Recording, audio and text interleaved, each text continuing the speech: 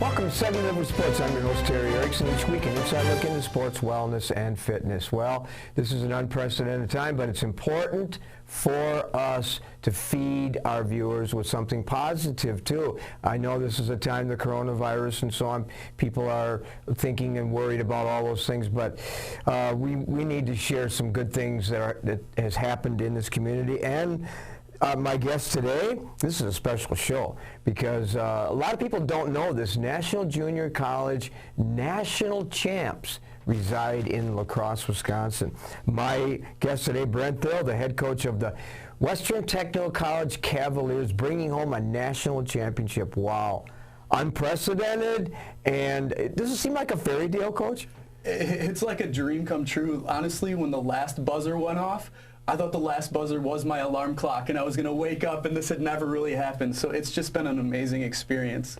Well, with the virus and all the things going on, maybe the community has not really understood or had a chance to celebrate this. But this particular victory, the first ever in the history of Cavalier women's basketball, is a gift to the community. It's a gift to Western Technical College. How do you view that?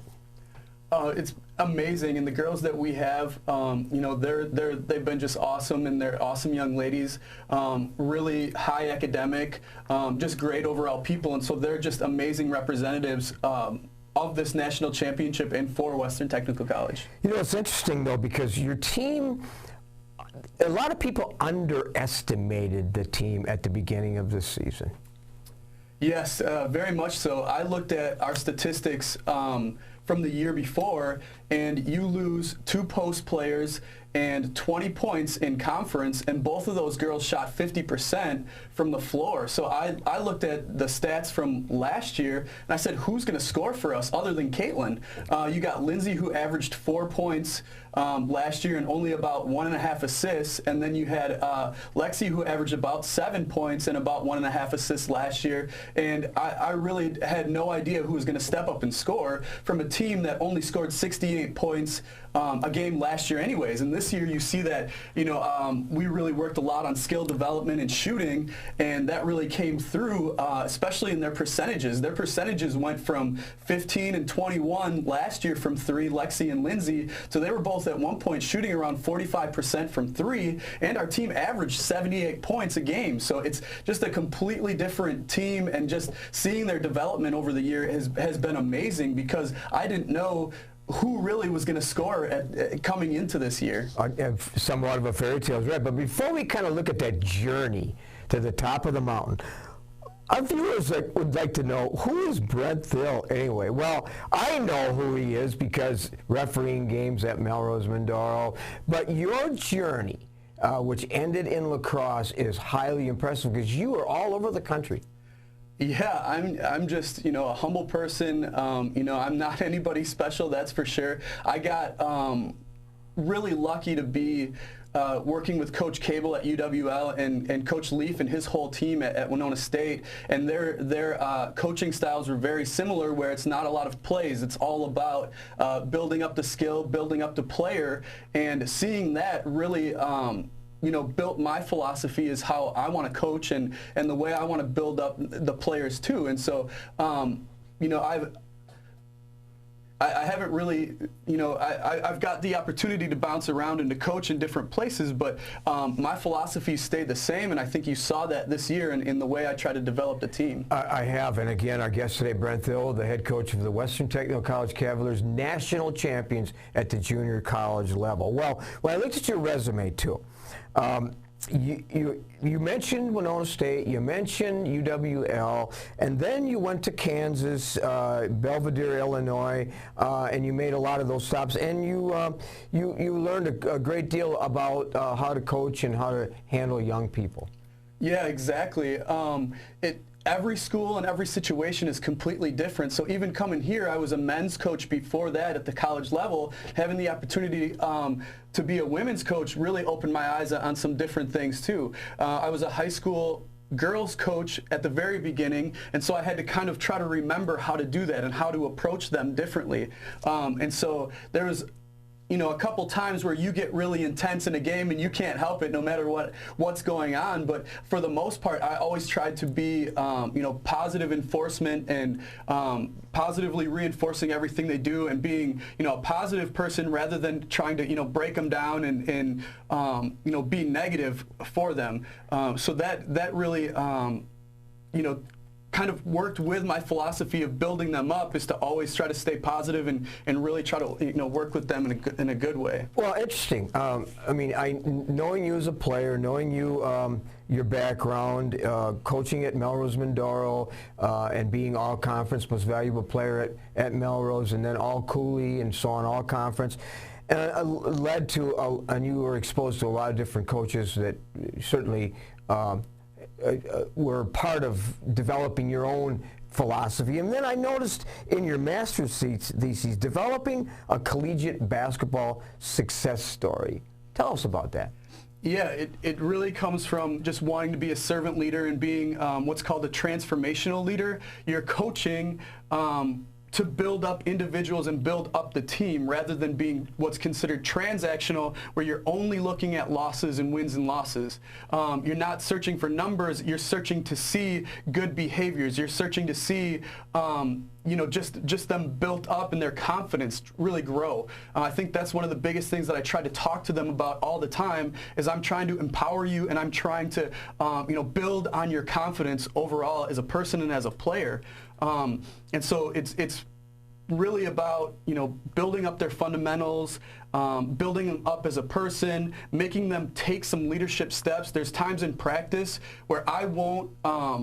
I make them decide what we're going to do at the very beginning when we do our ball handling. You guys got to call it out, and then everyone has to follow you. So it's forcing them to kind of take their own steps. On inbounds plays, we only had like 4 inbounds plays, but they had to call their own. There was different games where I saw stuff where I said, this is the one we want to do the most for this reason, for what the team does, but they had to call their own. Once again, it's empowering them and making them feel like more a part of the team and a leader. So unusual, impressive, because my experiences as a coach when I was younger, people I played for, autocratic, completely autocratic, and there was no engagement of student athletes at all. You were told to do a certain thing.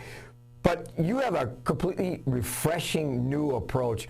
Was there anybody that really inspired you to go in that direction? I'm inspired by my faith, and I think that has a large part of it. I don't think that it's any one coach or anything like that, but that goes back to being, Jesus Christ being a servant leader. And so that's what it falls right back to, is he wasn't here for people to serve him, he was here to serve people. And so that's what I fall back on. I want to build these girls up. I want them to become leaders, and I want it to just continue and grow. Who inspires you? Who do you look to model your coaching style, your philosophy, your attitudes, and so on, that maybe we would recognize as a national coach in this country? Yeah. One of the guys that I study the most and that I follow the most is Coach Larry Brown. He was in and out the NBA. He was at St. Mary's. I'm nowhere like him because he cusses all the time when you see his practices and stuff like that.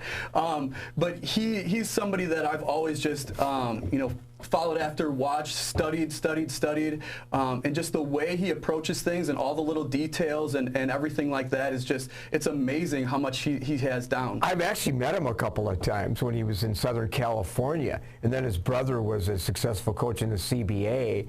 And so I'm sure he wouldn't remember me, but I have seen him, watched his practices and worked at his camp, believe it or not, years and years ago. And I think he ended his career at SMU, and then I think perhaps went over in Europe and coached for a while too. He may still be coaching. Who knows? Yeah, he's somebody who just keeps going. It's amazing the energy that the guy has for how old he is. He just keeps going and keeps going and keeps going. And I'm watching him at practice. Obviously it's taped and stuff like that, but just to see the guy, how sharp he is, both physically and mentally, at practice is just, it's amazing. Probably in his late 70s. But also, I noticed in your resume, owner and trainer, Amped Sports, Amp Basketball. Currently, that's part of one of the things that you do.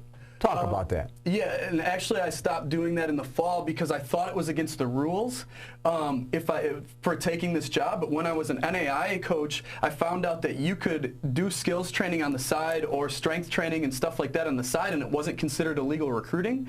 So I started this not knowing where it would go, and it's a lot of work to market it, especially because I've jumped around to different place to different place, and so I haven't been able to solidify it. But it's an awesome thing. A lot of the kids that I work with are junior high kids, and they're just getting the love for basketball or the love for a sport, and so it's an awesome thing because within like 4 sessions, they just take huge steps each time because now they have somebody who's working with them individually and correcting every little mistake to the point that it's so repetitious that they just become, you know, they go from being a not very good player or an average player to being really good for their age in a very short amount of time. Yeah, well, good.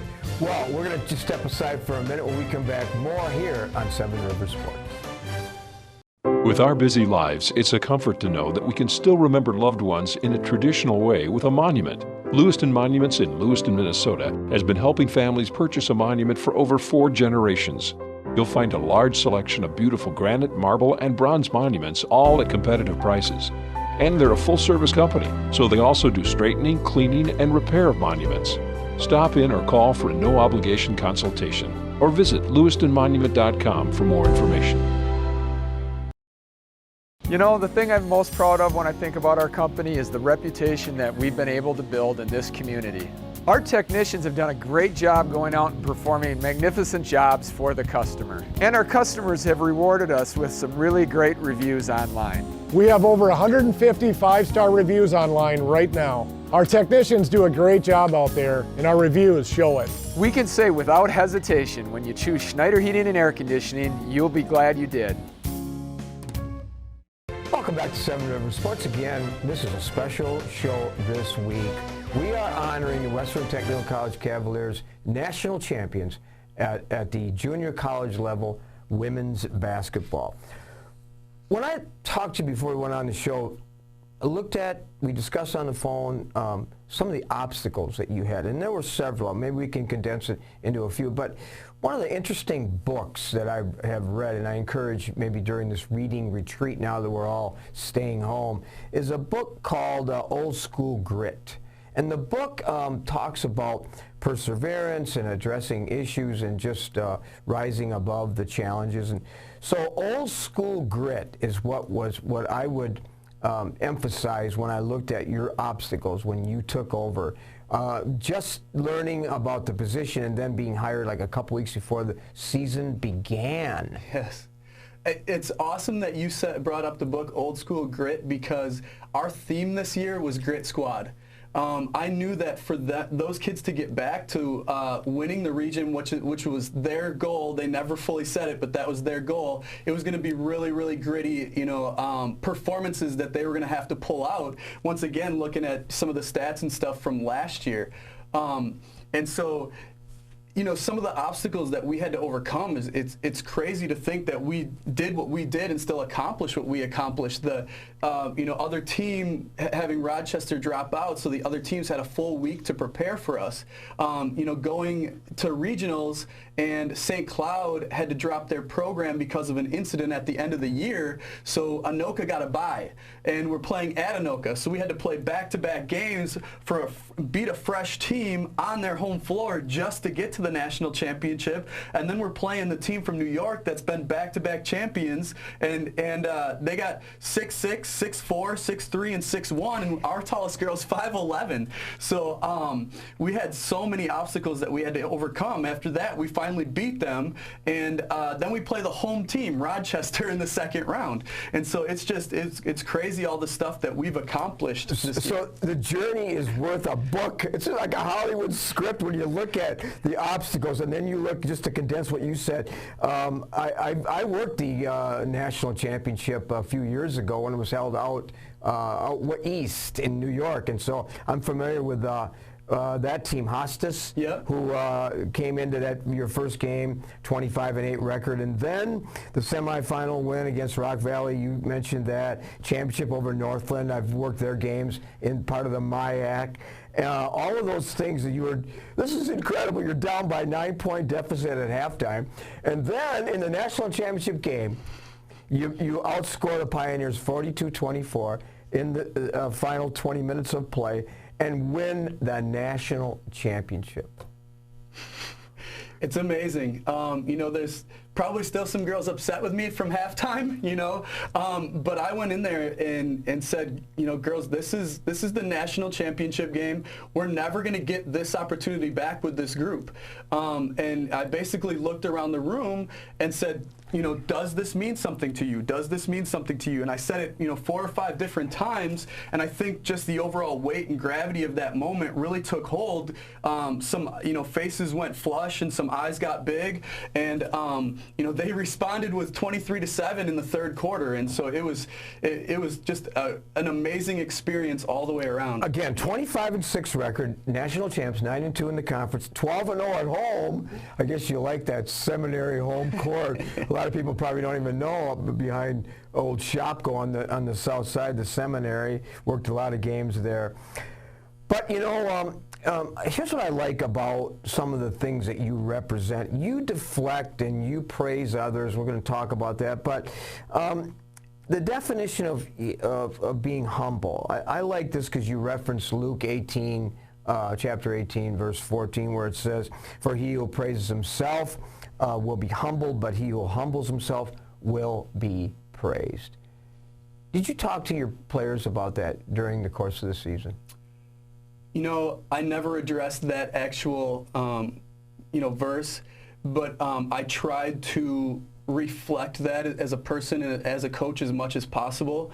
We prayed before every single game, and I know that that's a no-no, so I had to put a disclaimer out there first. If anybody does not want to do this, does not feel comfortable, you don't have to join this, this group, this moment.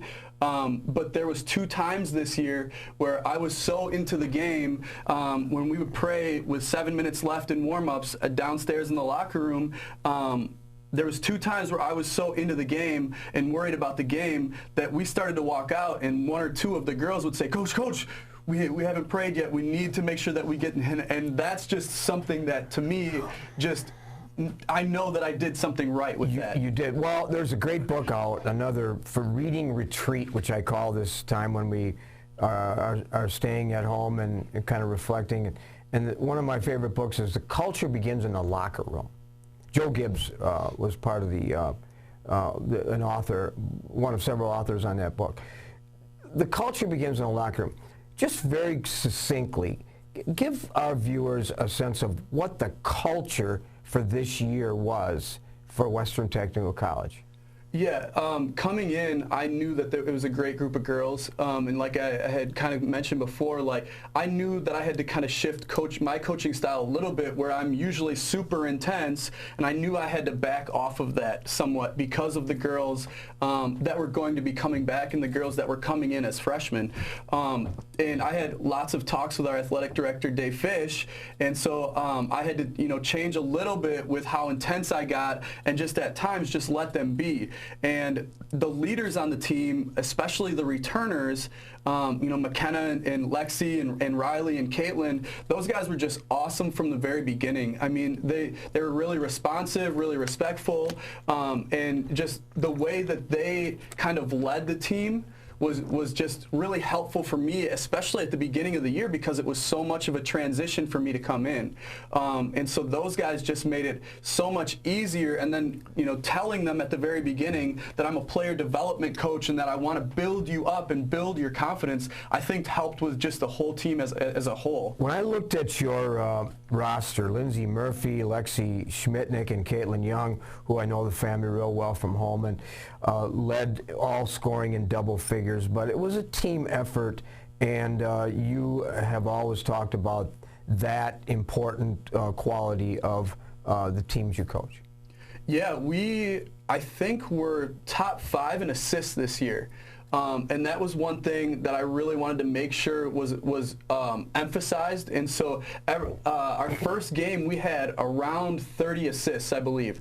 And that's all I talked about for the next week, is how well we shared the ball in that game, and just how well we played together, and how if you keep moving the ball, everyone is going to score, and someone's going to have a big night, and it might not be you every night, but you know, just keep moving the ball, and everyone is going to score, and that's the key to everything. Here's I'm big into quotes. One quote I really like is, coaching is getting players to wholeheartedly agree to be coached and then offer them a sense of their own destiny as a team. Does that describe you? That is a really tough question. I would have to kind of look outwardly in on that, and I'm not sure that I can do that. I don't think we ever talked about destiny. I know that these kids, their goal, without us putting too many goals out there, was to win the region. And I'm not sure at the beginning of the year that I thought that was possible with the group that we had, because we just didn't have the firepower coming in. However, all of a sudden we won the region. I started looking at the teams ahead of us. The more film I watched, the more message that I relayed that, hey guys, they're human. We can actually beat this team. The more I see them, the more I see Hostas, the more I see some of these teams, you guys don't have to play awesome or catch fire to really beat them. You just have to play your game and trust each other, and we can actually still stay in this game. Share for our viewers again, Brent Thill, the head coach of the national championship Western Technical College Cavaliers. Share with us quickly the emotion, the reaction. What happened in Illinois when you won the national championship? It was a really eerie feeling. There was so many strong emotions by the kids and by the athletic director, by myself, by my student assistant. It was amazing. The problem is we didn't get to share it with our fans, and our fans were all there. They were just at the hotel watching the game, having a watch party.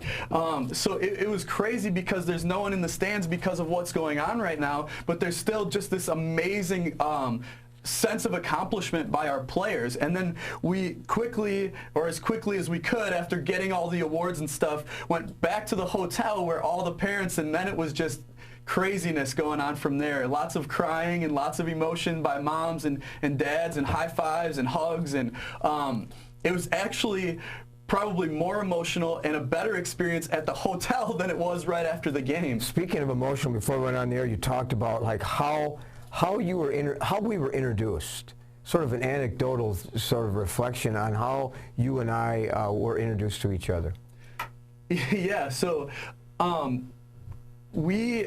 first started watching some of the games and teams that you coached because of one of a friend who played for you, and so I had known you for a long time, and then I became a player at Western, and you reffed some of our games, and there was a game where we were winning by a good amount, and I was feeling a little maybe cocky, I guess you'd say, and so I crossed over between my legs. I hesitated for a second. The defender kind of shifted and opened up, and I dribbled between his legs, caught it back, and kept going and went in and scored. And so I dribbled between the defender's legs, and either at the end of the game or during a free throw, you kind of pulled me aside and said, hey, and said, that was the best move I've ever seen. And that really stuck with me because I knew that you've seen so much basketball that for you to say that, that's just, I must have blown some minds by doing that, I think. Well, it was a story that that when we talked about it, I thought, I remember that guy as a Cavalier basketball player, because as I've seen thousands of games as a player, a broadcaster, a coach, and an official, certainly that does stand out as the best move I have ever seen. So you brought back some pleasant memories. Well, again, this has been a special show. And getting to know you, what you're all about, the substance, more than just a coach, has been very revealing and very special. And you are a gift to the community, to Western Technical College, and to the into coaching, into young people. So I really appreciate that coming from you, for sure. Yeah, it's been special show. So again, we want to thank you. And maybe there'll be a time when you can come back as you begin next season, but the whole community needs to know that residing here, the national champions, and that's Western Technical College women's basketball, junior college national champs. First time ever in the history of Western Technical College basketball. Congratulations, Coach. Thank you very much. We'll be back with some closing thoughts right after this. You know, the thing I'm most proud of when I think about our company is the reputation that we've been able to build in this community. Our technicians have done a great job going out and performing magnificent jobs for the customer. And our customers have rewarded us with some really great reviews online. We have over 150 five-star reviews online right now. Our technicians do a great job out there, and our reviews show it. We can say without hesitation, when you choose Schneider Heating and Air Conditioning, you'll be glad you did. When you're faced with the decision of selecting a monument to honor someone dear to you, call Lewiston Monuments for a no-obligation consultation. Lewiston Monument is a full-service monument company, serving families in Iowa, Minnesota, and Wisconsin for over 4 generations. You'll find beautiful granite, marble, and bronze memorials, all at competitive prices. Their experts can help you design the perfect and unique memorial. Lewiston Monument. Call today or on the web at lewistonmonument.com. Welcome back to Seven Rivers Sports. Wow, this is a special show as we introduce you to Coach Brent Thill, the head women's coach of the Western Technical College Cavaliers, national champions in Division III. Well, that's it this week here on Seven Rivers Sports. I'm your host, Terry Erickson, hoping that you will have an active and a healthy week ahead.